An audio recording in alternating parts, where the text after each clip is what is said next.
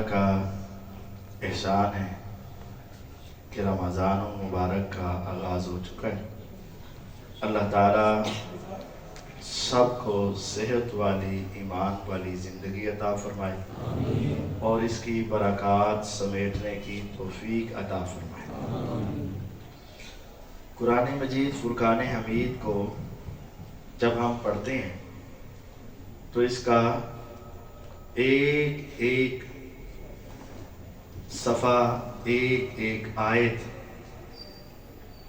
اس قدر گہری ہے کہ اگر اس کی تفصیل بیان کی جائے تو اس کے لیے لمبا وقت درکار ہے۔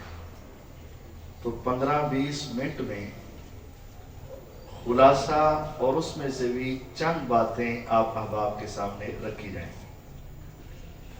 سب سے پہلے یہ بات یاد رکھیں، رسول اللہ صلی اللہ علیہ وسلم نے فرمایا الصیام والقرآن یشفعان للعبد، روزہ اور قرآن بندے کی سفارش کریں گے۔ کس روز؟ جس روز کوئی تمہارے کام نہیں آئے گا۔ یوم یفر المرء من اخیہ وامہ وابیہ وصاحبتہ وبنیہ لکل امرئ منہم یومئذ شأن یغنیہ۔ اولاد، والدین، بھائی، بیوی، خاوند، کوئی تمہارے کام نہیں آئے گا۔ اس روز اگر تمہارے کام آئے گا تو کون؟ روزہ اور قرآن۔ اب روزہ سفارش کرے گا۔ ہمارے ہاں جب سفارش کی جاتی ہے تو جا کر بتایا جاتا ہے یہ میرا بھائی ہے، اس کا کام کر دیجئے گا، یہ میرا والد ہے، یہ میرا دوست ہے، یہ میرا ہمسایہ ہے، اپنا تعلق بتا کر سفارش کرتے ہیں۔ روزہ بھی ایک تعلق بتائے گا، یا رب منعتہ من الطعام والشہوہ، اے رب میں نے انسان کو کھانے سے روکا اور خواہشات سے روکا اور یہ رک گیا۔ پہلا جملہ تو ہمارے لیے یقیناً حق ہے کہ یا رب میں نے اسے کھانے سے روکا۔ قسمہ قسم کے کھانے ہوتے، رنگا رنگ کے مشروبات ہوتے، بھوک پیاس لگی ہوتی، اس کو دعوت دی جاتی، لیکن یہ آگے سے کہتا میں روزے سے رک گیا۔ لیکن جو دوسرا لفظ ہے نا، یا رب میں نے اسے کھانے سے روکا اور خواہشات سے روکا، کیا وہ بھی ہمارے اوپر آئے گا؟ ہماری آنکھ، ہمارا ہاتھ، ہماری زبان، ہمارا وجود خواہشات سے رکا؟ اگر رکا تو یہ سفارش کریں گے، اور اگر نہیں رکا، آنکھ غلط دیکھتی رہی، زبان غلط بولتی رہی، جھوٹ پہ جھوٹ چلتا رہا اور دھوکے پہ دھوکا چلتا رہا اور گالیاں بھی چلتی رہی اور ہاتھ کم تولتا رہا، تو پھر روزہ کیسے کہے گا یا رب میں نے اسے کھانے سے تو روکا تو رک گیا، لیکن جب خواہشات کی باری آئی تو یہ سفارش مشکل ہو جائے گی۔ دوسری بات، قرآن بھی سفارش کرے گا، اور قرآن جو سفارش کرے گا وہ کیا کہے گا؟ یا رب منعتہ من النوم، اے رب میں نے اسے نیند سے روکا۔ قرآن کیا کہے گا؟ میں نے اسے، تراویحیں لمبی تھی، جسم تھکاوٹ والا تھا، آنکھیں نیند چاہتی تھی، درس سننے کو جی نہیں چاہتا تھا، لیکن یا رب یہ پھر بھی تیرا قرآن سننے کے لیے کھڑا رہا، بیٹھا رہا، نیند اس کی چلی گئی، نیند سے میں نے اس کو روکا، اب اسے معاف کر دے، اس کا حساب نہ لینا، رب تعالیٰ اس کی سفارش قبول کر کے معاف فرما دے۔ تو قرآن اور روزے سے سچی محبت کریں۔ قرآن مجید فرقان حمید میں 114 صورتیں ہیں اور ان کی 2 بڑی اقسام ہیں۔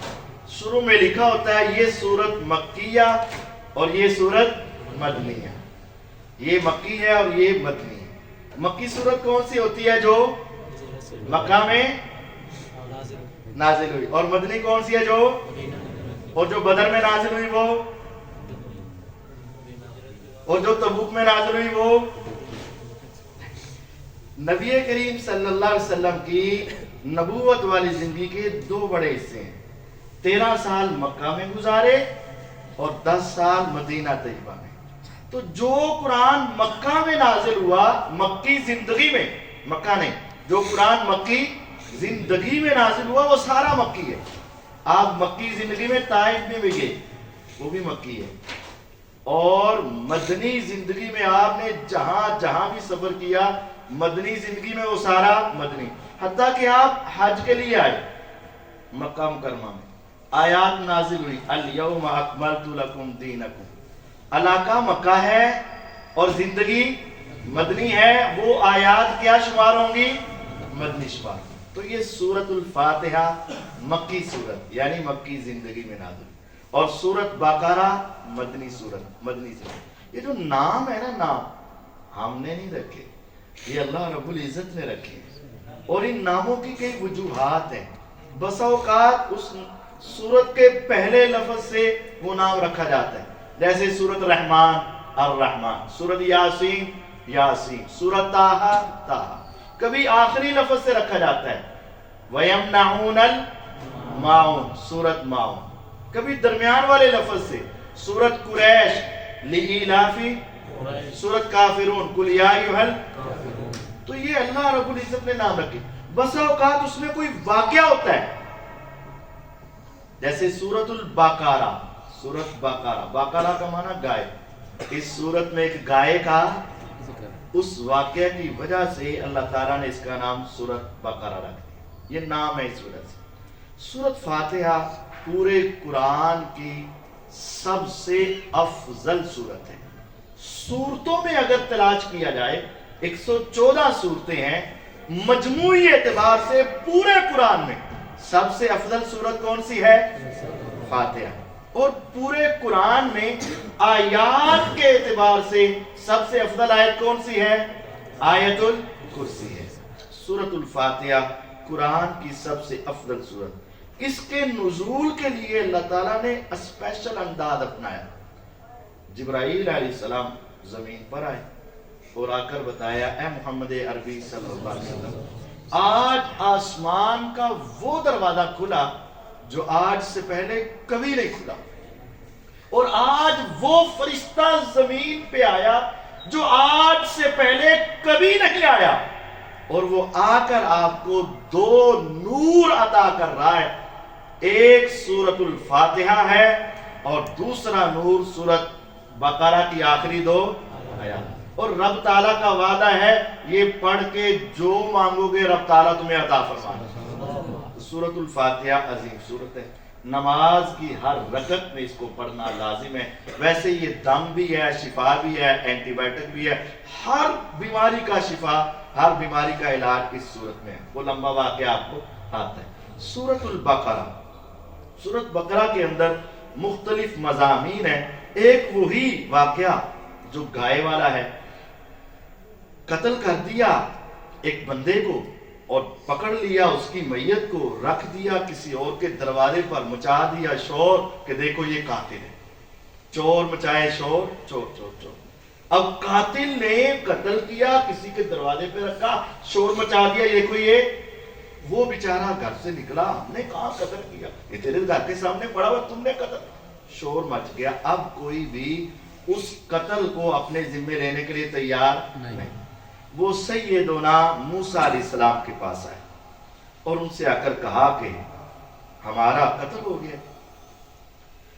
تو موسیٰ علیہ السلام نے ان سے کہا ان اللہ یامرکم ان تذبحوا بقرہ، اللہ تعالیٰ کہتے ہیں ایک گائے ذبح کرو، اس کا گوشت لو، میت کے جسم سے لگاؤ، میت زندہ ہوگی اور تمہیں بتا دے گی میرا قاتل کون. یہ بات ویسے عقل میں آتی نہیں. تو جو عقل پرست ہیں کہ حدیث وہ مانیں گے جو عقل میں آئے گی، دین وہ مانیں گے عقل میں آئے گی، وہ تو قرآن بھی نہیں مان سکتے. عقل ہماری ناقص ہے، شریعت کتاب و سنت کامل ہے، عقل ہماری ناقص ہے. قرآن و حدیث اللہ کی وحی ہے اور وحی کا علم اللہ نے نازل کیا. میرے اللہ کا علم کامل ہے، عقل ہماری. ہم نے احادیث کو اپنی عقل کی بنیاد پر قبول اور رد جو حدیثوں کو کہے یہ حدیث میری عقل میں آتی مانتا ہوں، میری عقل میں نہیں آتی میں نہیں مانتا، دل نہیں مانتا، ذہن نہیں مانتا، سائنس نہیں مانتی، لوگ نہیں مانتے، پھر وہ یہ قرآن کی آیت بھی۔ تو انہوں نے کہا، انہوں نے بھی آگے سے کہا اتتخذنا ہزوا، اے موسیٰ علیہ السلام مذاق کر دے ہو، اسی کہ ہے دا قاتل لگو تسی کہتے گاں ذبح کرو، اے کوئی مذاق ہے۔ آگے انہوں نے کیا کہا اعوذ باللہ ان اکون من الجاہلین، جب دینی مسائل چل رہے ہوں اس وقت مذاق کرنا کن کا کام ہے؟ جاہلوں کا کام ہے۔ اللہ کی پناہ میں جاہل ہو جاؤں؟ جب دین کا مسئلہ، شریعت کا مسئلہ، جب تم مجھ سے فتویٰ پوچھ رہے ہو تو اگر میں تم سے مذاق کروں گا تو کیا ہو جاؤں گا؟ تو اگر ہمارے منبر پہ جمعے میں مذاق ہو اور درسوں میں مذاق ہو اور ہنسی ہو اور اس کے اوپر جو ہے شغل میلہ ہو اور ساری محفل جو ہے اس طرح ہو، یار آج بڑا مزہ ہے کہ مولوی صاحب نے ہنسا ہنسا آ کے جنہیں نا وکھیاں ہی ساریاں پیٹ کرنا پی ہیں، تو یہ دین ہے؟ یہ جہالت ہے، جہالت۔ خدا را ایسے جاہلوں سے اپنی جان چھڑاؤ اور دین کے ساتھ توجہ رکھو۔ انہوں نے پھر آگے سے سوال کرنے شروع کر دے کیونکہ یہ بات ان کی عقل میں نہیں آ رہی۔ انہوں نے کہا اچھا جی وہ گائیں کیسی ہو؟ فرمایا نہ بوڑھی نہ جوان، نہ بوڑھی نہ بچی بلکہ جوان درمیانی عمر۔ اچھا پھر سوال کر لیا رنگ کیسا ہو؟ فرمایا زرد رنگ کا ہو لیکن تیز ہو۔ پھر کہنے لگے اور بھی بڑی مشابہ ہیں کچھ ذرا اور انہوں نے ساتھ کہہ دیا اِنَّا اِنشَاءَ اللَّهُ لَمُهْتَدُونَ۔ ایک سوال کا جواب دے دو، انشاءاللہ اسی ضرور کم کرا۔ جب انہوں نے انشاءاللہ کہہ دیا نا تو پھر جواب آیا وہ گائیں ایسی ہو کہ بڑی نخروں سے پالی گئی ہو، نہ تو اسے حل کے لیے جویا گیا ہو اور نہ اسے پانی لانے کے لیے ڈھویا گیا ہو، بلکہ اے نخروں سے پلنے والی جو گائیں ہیں نا وہ گائیں تم ذبح کرو۔ تو پھر جو ہے وہ انہوں نے جب انشاءاللہ کہا تھا تو سارے سوال ختم ہو گئے۔ اللہ تعالیٰ نے ان کو وہ کام کرنے کی کیا دے دی؟ جب بھی تم نیکی کرنا چاہتے ہو تو کیا کہنا ہے؟ انشاءاللہ۔ اور اگر نہیں کہو گے آسان سے آسان کام مشکل ہو جاتا ہے۔ رسول اللہ صلی اللہ علیہ وسلم کے پاس کافر آئے، پوچھا آپ ہمیں یہ چیزیں بتائیں۔ آپ نے فرمایا کل دس دوں گا، لیکن انشاءاللہ کہنا۔ آسمان سے وحی نہیں آئی، ایک دن، دو دن، تین دن، چار دن، مہینہ بعد وحی نہیں آئی اس مسئلے کے بارے میں۔ نبی کریم صلی اللہ علیہ وسلم اتنے پریشان۔ پھر جب آپ کی پریشانی کی انتہا ہو گئی نا تو رب تعالیٰ نے فرمایا وَلَا تَقُولَنَّ لِشَيْءٍ إِنِّي فَاعِلٌ ذَلِكَ غَدًا إِلَّا أَن يَشَاءَ اللَّهُ۔ جب بھی آپ نے کہنا نا کل یہ کام کروں گا تو ساتھ کیا کہنا ہے؟ انشاءاللہ۔ انشاءاللہ کہنا۔ انہوں نے ایسا کیا، پھر وہ گائیں ذبح کی، اس کا گوشت اتارا، میت کو لگایا، میت زندہ ہوئی۔ اب مر کر جینا عام حالت میں نہیں ہوتا اس دنیا میں، وہ قیامت ہوگا، لیکن اللہ تعالیٰ معجزہ دکھانا چاہیں تو۔ لیکن آج ہم گائیں ذبح کر کے لگائیں گے تو ایسا، یہ معجزہ صرف اس وقت کے لیے اور اس پیغمبر کے ہاتھ پر ہے، ہماری اس میں کوئی کاوش نہیں ہوتی۔ اگلے صفحے میں اللہ تعالیٰ نے فرمایا ہلاکت ہے ان لوگوں کے لیے جو کتاب اپنے ہاتھ سے لکھتے ہیں، پھر وہ کہتے ہیں یہ اللہ کی طرف سے وحی آئی ہے، اور یہ دنیا کو ایسے جھوٹے فتوے دیتے ہیں تاکہ مال بٹوریں۔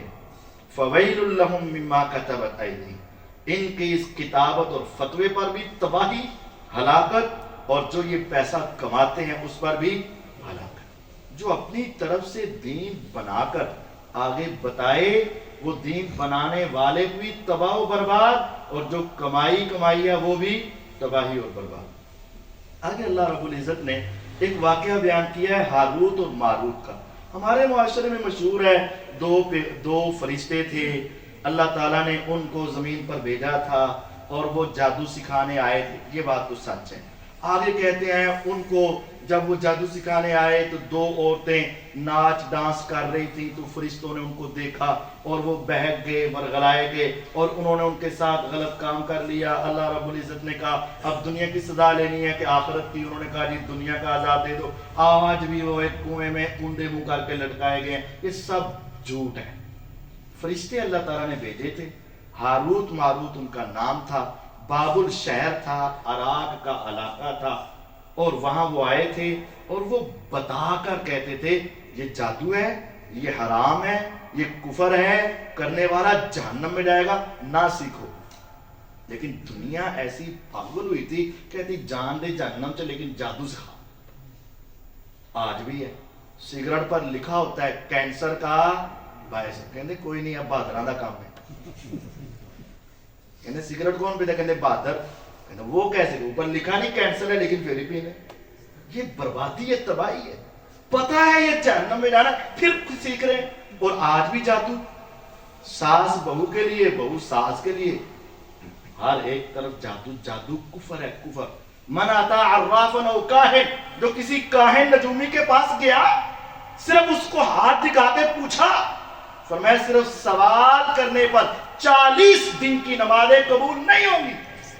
اور اگر اس نے کہا نا تیرے حالات ایسے، اور اس نے آگے سے کہا ہاں، صرف ہاں کہنے کی وجہ سے دائرہ اسلام سے خارج اور کافر ہو چکا ہے۔ ہفتہ کیسا گزرے گا، مہینہ کیسا گزرے گا، سال کیسا گزرے گا، تیرا ستارہ گردش میں ہے، تیرا ستارہ ڈوب رہا ہے، تیرا ستارہ چل رہا ہے، تیرا ستارہ مل گیا، تیرا ستارہ نہیں ملا، یہ سارا کفر ہے، کفر، یہ کفر ہے۔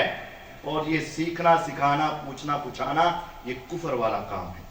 آگے اللہ تعالیٰ نے آخر میں سیدنا ابراہیم اور اسماعیل علیہ السلام کا ذکر کیا۔ ان سے بڑھ کر بھی کوئی عظیم انسان ہوگا؟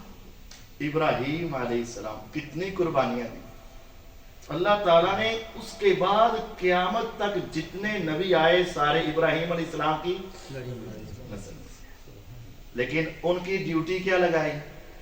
اور اسماعیل علیہ السلام سے ایک ہی آئے جو ساری کائنات سے باری تھے، جناب محمد صلی اللہ علیہ وسلم۔ تو ڈیوٹی ان کی کیا لگائی آپ نے؟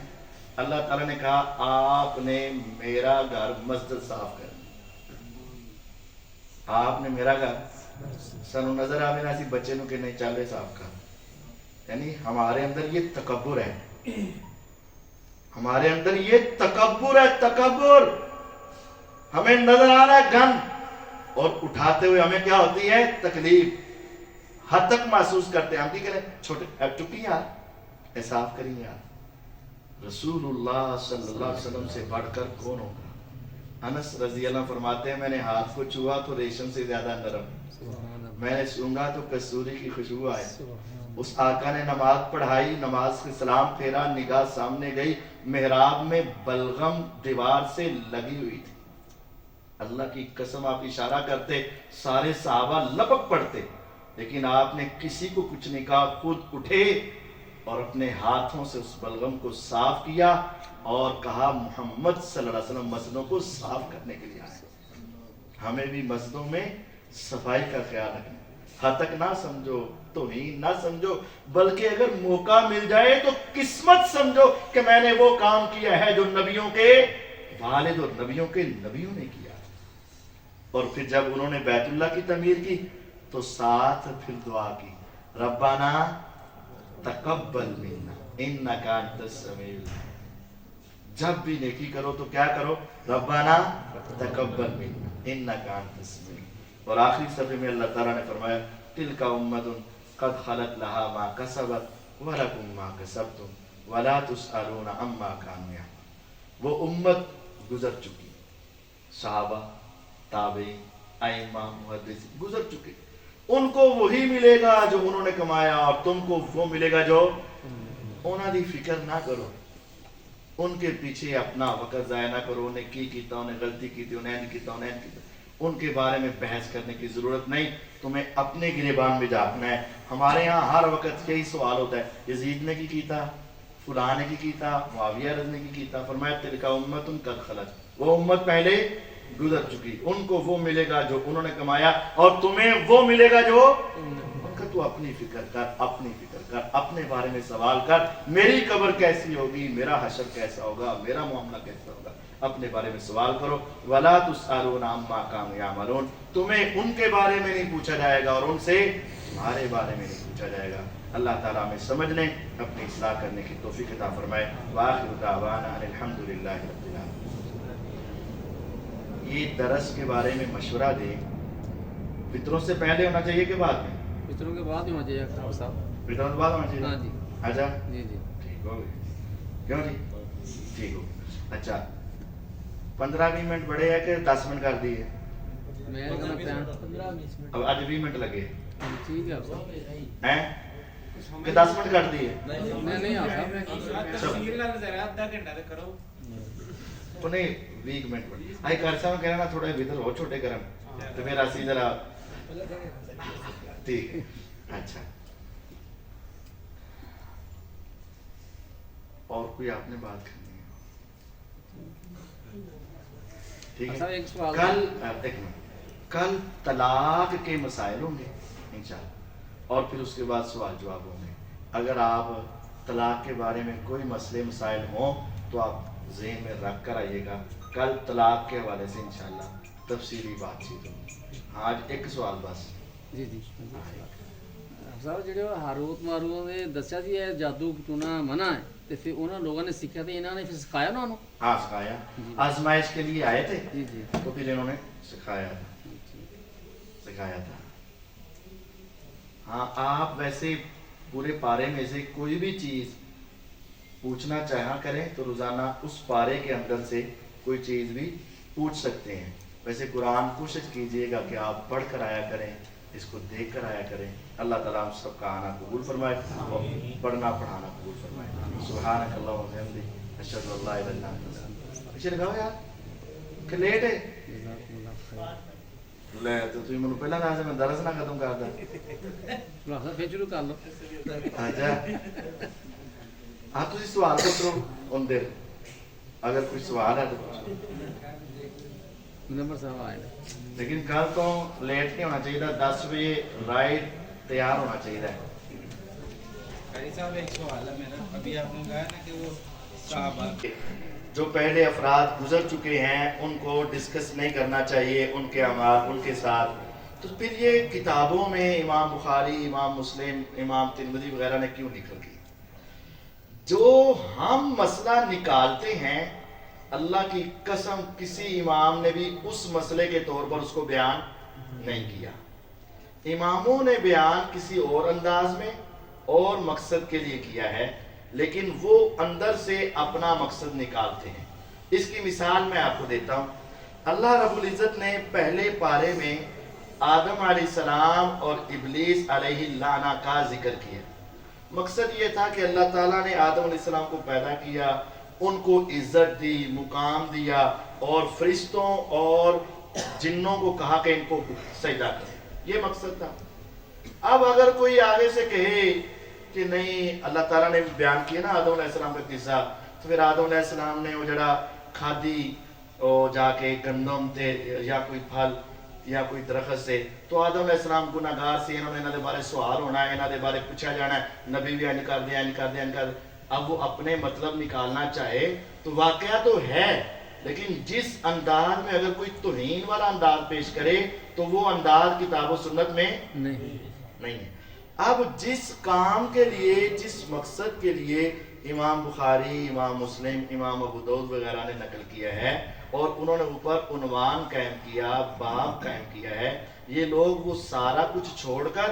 اپنی مرضی کے مفہوم نکال کر اور ترجمے غلط کر کے اس طرف موڑنے کی کوشش کرتے ہیں اس وجہ سے ان کا بیان کرنا درست ہے اور ان کا وہاں سے وہ سوچ نکالنا غلط ہے وہ معنی نکالنا غلط ہے اور کوئی سوال ہو ہاں جی صاحب